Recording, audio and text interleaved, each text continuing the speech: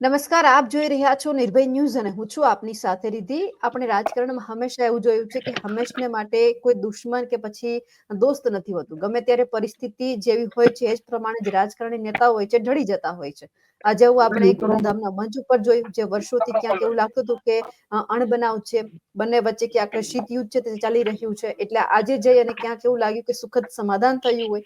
હવે આમના પાછળનું કારણ શું છે, વિવાદ ક્યાંથી શરૂ થયો, કેમ સમાધાન કરવામાં આવ્યું, તે બાબતે ચર્ચા કરવી છે. મારી સાથે અત્યારે વરિષ્ઠ પત્રકાર ધીરુભાઈ પુરોહિત જોડાયેલા છે. ધીરુભાઈ, નિર્ભય ન્યૂઝમાં આપનું સ્વાગત છે. નમસ્તે. નમસ્તે ધીરુભાઈ, આજનો એક સંદેશ ફરી એક વખત સ્પષ્ટ વાત એ થઈ કે રાદડિયા અને નરેશ પટેલે સાબિત કરીને બતાવ્યું કે રાજકારણ કે સમાજકારણ કંઈ પણ હોય, દોસ્ત કે દુશ્મન હંમેશ માટે કોઈ નથી રહેતું. જરૂર પડે છે સમાજ માટે ત્યારે લોકો ભેગા થતા હોય છે. આજે જોયું કે સમાધાન થયું છે. આમને આપ કઈ રીતે જોઈ રહ્યા છો? એક દ્રષ્ટિકોણથી જોઈએ તો બંને નેતાઓ ધર્મ સાથે સંકળાયેલા છે. હા, નરેશભાઈ એટલે ખોડલધામ અને ખોડલધામ એટલે નરેશભાઈ. એક સમય એવો હતો, સમાધાન થયું એની વાત નથી કરતો, એક સમય એવો હતો કે જ્યારે ખોડલધામમાં નરેશભાઈ અને જયેશભાઈ એ બધા એક સિક્કાની બે બાજુ હતા. એક સાથે મળીને ખોડલધામનું નિર્માણ કર્યું છે. મારી દ્રષ્ટિએ બંને નેતાઓનું સાથે બેસવું આવનારા સમયમાં શુભ સંકેત માનું છું. જી, શુભ સંકેત છે, પણ વાત અહીંયા ચૂંટણીની કરી શકાય આપણે?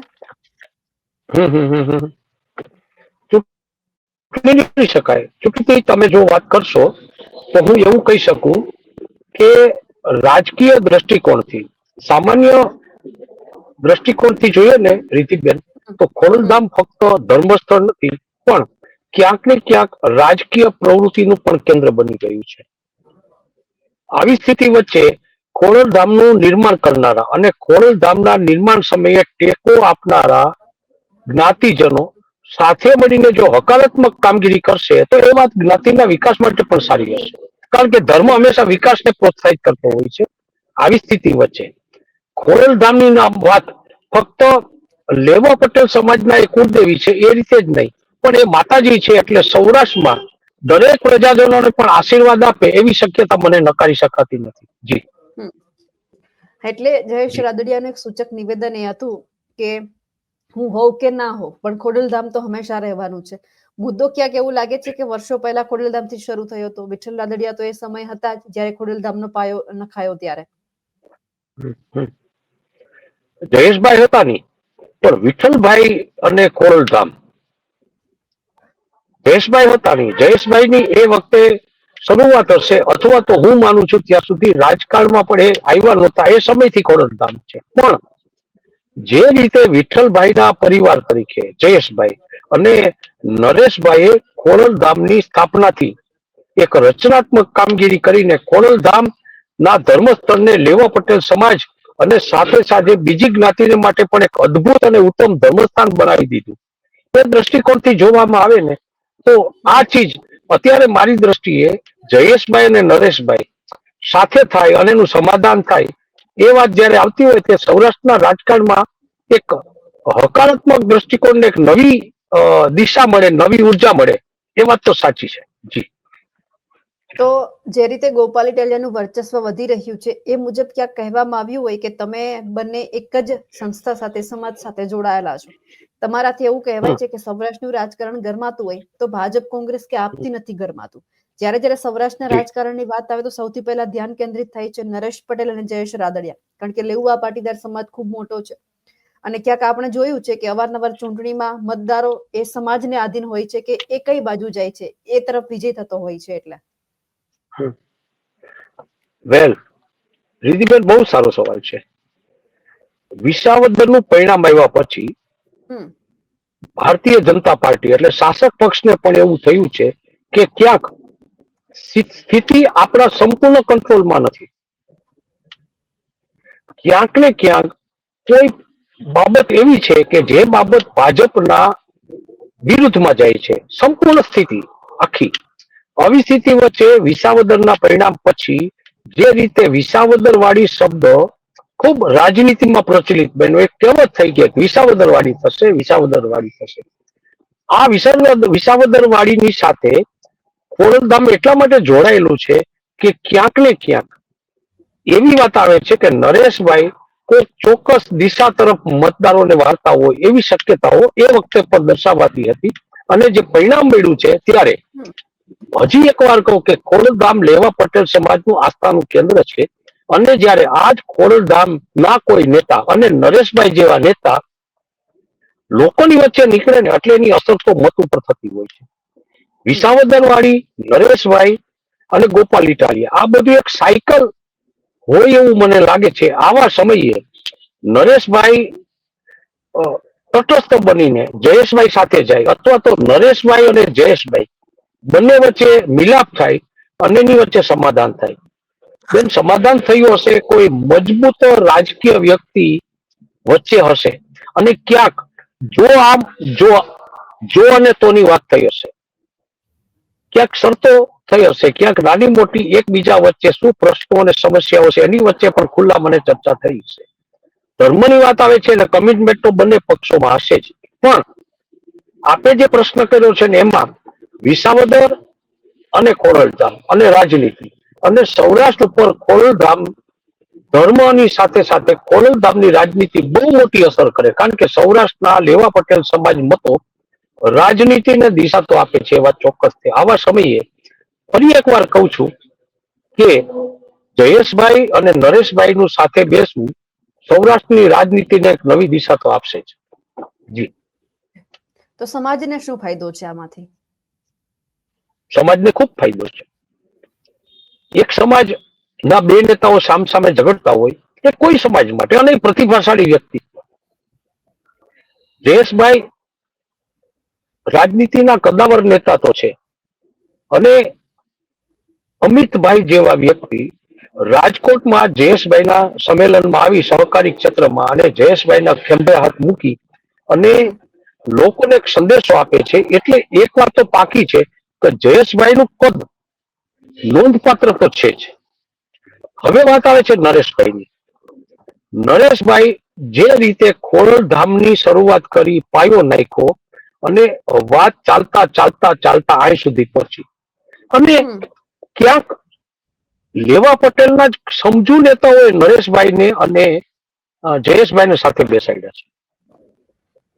ક્યાંક ને ક્યાંક સોશિયલ મીડિયાથી માંડી અને ઘણી જગ્યાએ ચાલે છે કે આમાં કોણ વચ્ચે હતું, કોને વાતો કરીને કોને સમાધાન કરાયું. પણ જ્ઞાતિનાથી ફાયદો થશે કારણ કે બે કદાવર નેતાઓ અને જયેશભાઈ તો વિચારવાદી રાજપુરુષ છે.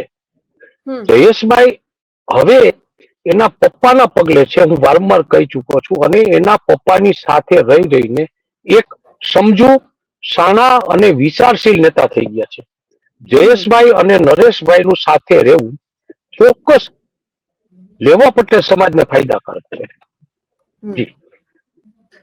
સમાજની દ્રષ્ટિએ જો વાત કરીએ તો નરેશ પટેલનું સ્થાન કેટલું ઊંચું કહી શકાય? કારણ કે આજે જીતુ વાઘાણી એવું બોલ્યા હતા કે જયેશ રાદડિયા અને હું તો બંને પાટીદાર સમાજના નેતા બરાબર છે, બંને ધારાસભ્ય છે, એક મંત્રી છે, એક મંત્રી છે.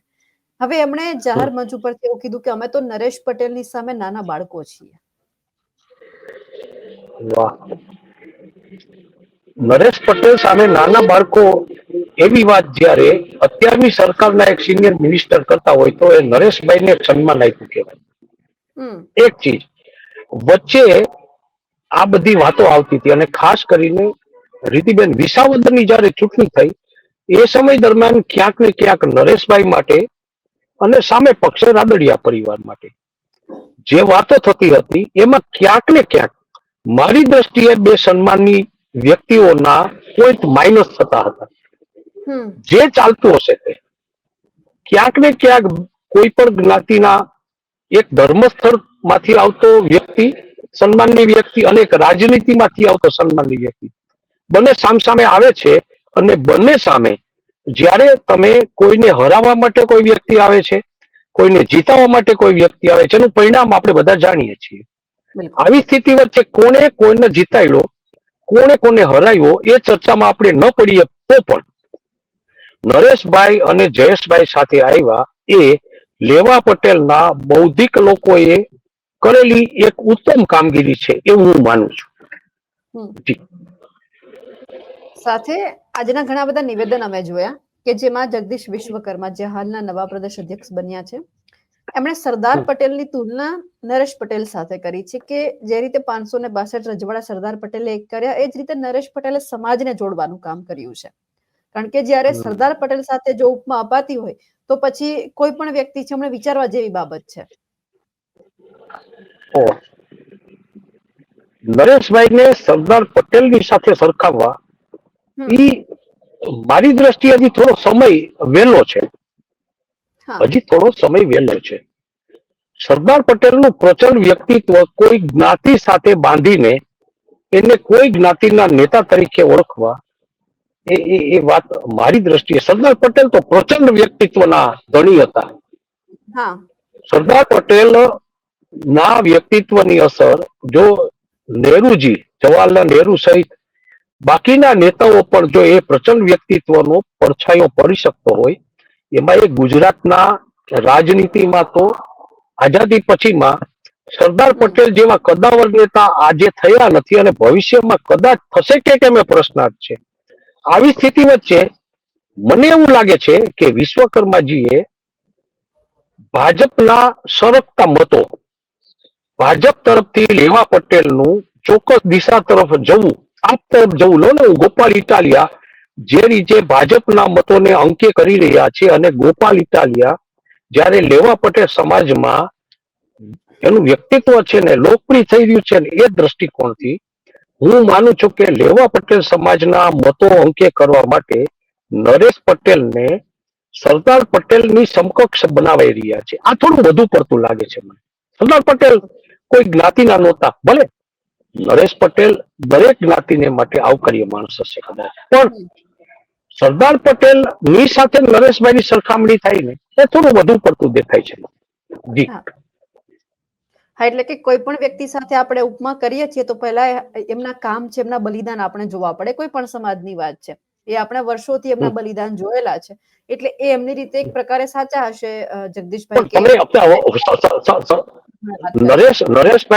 નરેશભાઈનું વ્યક્તિત્વ આપણે માનીએ છીએ કે નરેશભાઈનું વ્યક્તિત્વ ક્યાંક ને ક્યાંક નોંધપાત્ર વ્યક્તિત્વ છે. લેવા પટેલ સમાજમાં એક આદરણીય આગેવાન છે. એને આવડા મોટા ધર્મસ્થળના નિર્માણમાં એક પાયાના પથ્થર બનીને લેવા પટેલ સમાજને ચોક્કસ સંગઠનની દિશા આપી છે, જબર તાકાત આપી છે. એ વાત સાચી છે. પણ સોમનાથ મંદિરના નિર્માણ સમયે હું તો લખનારો પત્રકાર છું અને સોમનાથ મંદિરના નિર્માણથી માંડીને એ વખતે વલ્લભભાઈ પટેલનો પટેલ સાહેબનો રોલ શું હતો એ મેં જોયો, મેં લખ્યું છે જુનાગઢની આઝાદીમાં સરદાર પટેલનો રોલ શું હતો.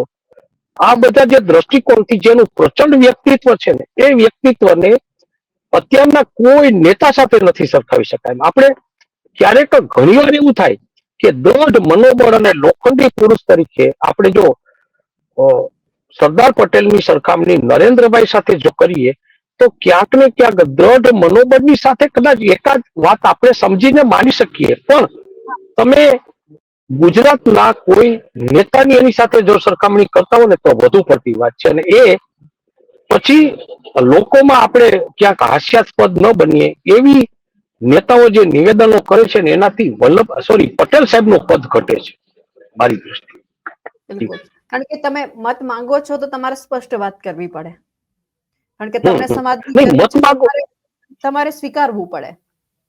પણ એમાં એવું થયું છે કે પ્રદેશ પ્રમુખ છે એ કદાચ થોડા ઉતાવળે પોતાનું સ્ટેટમેન્ટ આપી બેઠા છે કે નરેશભાઈ, ઠીક છે, નરેશભાઈ સન્માની નેતા છે અને નરેશભાઈ પણ આ બાબતમાં માનો કે નરેશભાઈ સમજુ અને સારા નેતા હોય ને તો કદાચ નરેશભાઈ નજીકના ભવિષ્યમાં એવું નિવેદન કરે કે ભાઈ સરદાર પટેલજી તો અમારા નહીં, ગુજરાતના અને કદાચ ભારતના બહુ થોડાક સર્વમાન્ય નેતાઓ છે ને એમાંના નેતા છે. હવે તમે નરેશભાઈને તમે દેશના સર્વમાન્ય નેતાઓમાંથી એકની ગણતરી કરો તો એ વધુ પડતી વાત કહેવાય. એટલે એ સરખામણીમાં મારી દ્રષ્ટિએ થોડું વધારે પડતું સરખામણી કરવામાં આવી છે એવું હું માનું છું. જી. બિલકુલ. હા, ધીરુભાઈ, હવે એ વાત પણ સમજવી છે કે જો આ સમાધાન થયું છે, જયેશ રાદડિયા સામેથી ગયા હોય, નરેશ પટેલ સામેથી ગયા હોય કે પછી કોઈ વચ્ચે છે મધ્યસ્થી બન્યું હોય, કારણ કે આપણે જોયું વિસાવદરમાં કિરીટ પટેલની હાર થઈ, એ પછી જયેશ રાદડિયા ઉપર માછલા ધોવાયા કે એક સમય મહેનત કરી તેમ છતાં હારી ગયા. બીજી બાજુ જયારે એમને પદ આપવામાં ન આવ્યું, કોઈ મંત્રી પદ આપવામાં ન આવ્યું, એટલા માટે પણ એમની ઉપર એવું થયું કે જયેશભાઈ વાત વહેતી હતી અને એમને મંત્રી પદ આપવામાં ન આવ્યું. તો પછી ક્યાંક જયેશ રાદડિયાને એવું લાગ્યું હોય કે જો ભાજપની અંદર હાંસિયામાં ધકેલાઈ જઈશું, એમનાથી વધારે તો આપણે જે અત્યારે વે ચાલી રહ્યો છે એ તરફ જ જઈએ. મારી દ્રષ્ટિએ જયેશભાઈ અને નરેશભાઈના સમાધાનમાં લેવા પટેલ ભાજપના લેવા પટેલ સમાજનું ખૂબ આગેવાન નેતૃત્વ કાર્યરત બન્યું હશે એવું હું માનું છું. આની પાછળનું બીજું અગત્યનું કારણ એ છે કે લેવા પટેલ સમાજ બંને નેતાઓ વચ્ચે જે ઘર્ષણ થયું છે ને એને કારણે લેવા પટેલ સમાજને નુકસાન થયું છે. લેવા પટેલ સમાજ અત્યાર સુધી એક ચોક્કસ દિશા તરફ પોતાના સંગઠનને લઈ જતો સમાજ છે. મોટે ભાગે લેવા પટેલ સમાજ શાસક પક્ષની સાથે રહેલો એવો સમાજ છે, સમજુ સમાજ છે, સંગઠિત સમાજ છે, વિકસિત સમાજ છે, ભણેલો ગણેલો સમાજ છે. અને નરેશભાઈએ આ સમાજને ધર્મનો ટચ આપીને ધર્મની દ્રષ્ટિએ સંગઠિત કર્યો છે. નો ડાઉટ લેવા પટેલ સમાજના સંગઠનમાં નરેશભાઈ ખૂબ પાયાના પથ્થર છે, ખૂબ પાયાના પથ્થર છે. અને કદાચ વર્ષો સુધી નરેશભાઈને લેવા પટેલ સમાજ યાદ કરશે. અને લેવા પટેલ સમાજના જે રાજનીતિમાં કાર્યરત એવા ઘણા બધા સમજુ લોકોએ સાથે મળીને, મારી પાસે વાત એવી છે કે સૌરાષ્ટ્રના એક શહેરમાં કેટલાક લેવા પટેલ સમાજના લોકોએ કાર્યક્રમમાં ભેગા થયેલા, એની અંદર આ પ્રપોઝલ મૂકવામાં આવી કે શા માટે આપણા સમાજના લોકો નરેશભાઈને અને જયેશભાઈને સમજાવીને સાથે બેસાડે. કેટલીક વચ્ચોમાં કેટલાક લોકો એવું માનતા હતા કે શક્ય જ નથી, કારણ કે જે રીતે આક્ષેપો થયા, એકબીજાને હરાવવા માટે એડી ચોટીનું જોર લગાવીને બધા જે પ્રશ્નો થયા અને જે સ્થિતિ ઉભી થઈ હતી, અને રાજકોટના કેટલાક રાજકીય નેતાઓ આ આખી વાતને ખૂબ ચર્ચાનું કેન્દ્ર બનાવીને ચાલતા હતા. એવા સમયે નરેશભાઈ અને જયેશભાઈ સાથે આવે એ લગભગ અશક્ય હતું અને એને કારણે સૌથી વધુ નુકસાન લેવા પટેલ સમાજને થતું હતું. રીતે આવા સમયે મને એવું લાગે છે કે આ ચીજ છે ને એ સૌરાષ્ટ્રમાં જેતપુર, જુનાગઢ અને થોડાક લોકો ગીર સોમનાથના આ બધા લોકોએ સાથે મળીને એ કામગીરી કરી છે. અને ભાજપના કેટલાક સમજુ નેતાઓએ એને સપોર્ટ કર્યો છે. આ બધા લેવા પટેલ સમાજના જ લોકો છે. અને એ સાથે મળીને જે રીતે પેલા તો પ્રપોઝલ લઈને બંને પાસે અલગ અલગ ગયા છે, બંનેને એકબીજાની સાથે ફાયદો અને નુકસાનની વાતો કર્યા પછી જયેશભાઈ માયના છે, સામે પક્ષે નરેશભાઈ માયના છે ને, એની સમજણ શક્તિની ચરમસીમા કહેવાય. અને બંનેને મારે તો બિરદાવવા છે. બંને લોકોની સમજણ શક્તિ ને હું અભિનંદન આપું છું કે બંને લોકો સાથે આવ્યા છે, અને સાથે આવ્યા છે એટલે કદાચ એવું પણ બનશે કે નરેશભાઈ રાજનીતિના માણસ નથી, જયેશભાઈ રાજનીતિના માણસ છે. બંને પોતાની એક મર્યાદાઓ નક્કીને એક લિમિટ બાંધીને ચાલવાની વાત આવી છે. અને એ બંને એકબીજાની લિમિટ મારીને સાથે મળીને જ્ઞાતિ સમાજ માટે સાથે મળીને કામ કરવું, એ દ્રષ્ટિકોણથી બંને જો સાથે આવ્યા જ હોય અને એ જ શરત હોય તો રાજકીય દ્રષ્ટિકોણથી લેવા પટેલ સમાજ માટે આવનારા દિવસો સૌરાષ્ટ્રમાં અને ગુજરાતમાં ખૂબ સારા હશે. જી હા, એટલે જ્યારે સમાધાન નહોતું થયું, આ સમાધાનનો જે આખો કાર્યક્રમ હતો ને એ સૌથી છેલ્લે હતો કે છેલ્લે મંચ ઉપર બધું દેખાયું, મુખ્યમંત્રી હતા ને આ બધું થયું. પણ સામે જ્યારે નરેશ પટેલ છે મંચ ઉપર બોલવા માટે ઉભા થયા એટલે એમની વાત હતી કે સંગઠન, સમાજની અંદર સંગઠન હોવું જરૂરી છે. આપણે બધા એક થઈને ચાલીશું તો પછી આપણા સમાજ માટે કંઈક ફાયદો છે. ટૂંકું અને ટચ એમનું ભાષણ હતું, પણ જે સંગઠન શબ્દ ઉપર એમણે જે ભાર આપ્યો છે એ પણ એક સમાજેમાંથી સમજવા જેવી બાબત છે. ચોક્કસ. જે રીતે અમને એ બનાવ યાદ છે અને એ દ્રશ્યો બરાબર યાદ છે કે જ્યારે એ ધર્મસ્થળ ખોડલધામના ધર્મસ્થળની શરૂઆત થઈ અને જબ્બર કાર્યક્રમ થયેલો. સૌરાષ્ટ્ર અને ગુજરાત ભરના પત્રકારો એક કાર્યક્રમમાં હાજર હતા, હું પણ હાજર હતો. નરેશભાઈ, વિઠ્ઠલભાઈ રાદડિયા સહિત એ સમયના લોકો આ બધા લોકો જયારે એ સમયમાં હતા અને એ સમયે જે રીતે પણ નરેશભાઈએ અને બાકીના બધા લોકોએ લેવા પટેલ સમાજ માટે હવે એક અવિચળ સૂર્ય, આ સૂર્ય ક્યારેય નહીં આથમે એવી વાતો કરવામાં આવી હતી. હવે લેવા પટેલનું આ સંગઠન છે એ બધા સમાજોને સાથે રાખીને ગુજરાતની તે વિસ્તારની ખૂબ પ્રગતિ કરશે અને આ સંગઠન છે ફક્ત જ્ઞાતિના વિકાસ માટે નહીં, રાજ્યના વિકાસ માટે ને દેશના વિકાસ માટે ખૂબ ઉપયોગી હશે એવી ઘણી બધી વાતો કરવામાં આવી હતી. અને વાતો કર્યા પછી ધીમે ધીમે ધીમે બે જૂથ પડ્યા. એક જૂથ હતું એ જયેશભાઈની તરફેણમાં ગયું, એક જૂથ હતું નરેશભાઈ બાજુ ગયું અને પછીની વાતો ગોપાલભાઈ ને એ બધી વાતો આપ જાણો છો. કિરીટભાઈ વર્સિસ ગોપાલભાઈ આવ્યા ત્યારે ક્યુ જૂથ કોની સાથે હતું અને કેમ કિરીટભાઈ હાર્યા એ બધી વાતો આપને ખબર છે. પણ વિસાવદરનું પરિણામ ભાજપ માટે નકારાત્મક રહ્યું એ લાંબા ગાળાની દ્રષ્ટિએ લેવા પટેલનું રાજનીતિ માટે ફાયદાકારક સાબિત થયું છે. જી એટલે આવનાર સમયની અંદર જો જોવા જાય તો સ્થાનિક સ્વરાજની ચૂંટણી આવે છે, જે રીતે સૌરાષ્ટ્રની અંદર ડખો હતો, ક્યાંક ભાજપે લેવલ જાળવી લીધું. એ વાત સાચી છે.